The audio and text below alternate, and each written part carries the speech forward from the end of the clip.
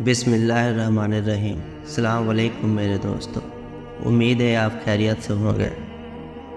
हजरत हुज़ैफ़ा रज़ी अल्लाह अन्हु ने फरमाया, फ़ितने से बचकर रहो और ख़ुद फ़ितने की तरफ उठकर ना जाओ, क्योंकि अल्लाह की कसम जो भी खुद उठकर फ़ितनों की तरफ जाएगा उसे फ़ितने ऐसे बहा कर ले जाएंगे जैसे सैलाब कूड़े के ढेर को बहा कर ले जाता है। फ़ितना जब आता है तो बिल्कुल हक़ जैसा लगता है, यहाँ तक कि एक जाहिल कहता है ये तो हक़ जैसा है।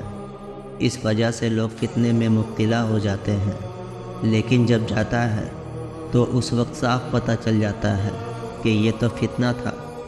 लिहाजा जब तुम फ़ितने को देखो तो उससे बच कर रहो और घरों में बैठ जाओ।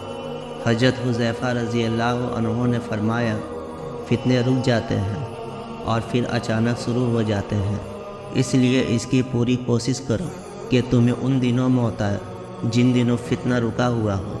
मरने की कोशिश से मुराद मरने की तमन्ना और उसकी दुआ है। हज़रत हुज़ैफ़ा रज़ी अल्लाह अन्हु ने फरमाया, फ़ितने 3 आदमी के ज़रिए आते हैं। एक तो उस माहिर और ताकतवर आलिम के मुरीद हो जाने के ज़रिए जो उठने वाली हर तलवार के ज़रिए कीला कमा कर देती है। दूसरे उस बयान करने वाले के ज़रिए जो फ़ितने की दावत देते हैं। तीसरे सरदार और हाकिम के ज़रिए आलिम और बयान करने वालों को फ़ितने मुंह के बल गिरा देते हैं।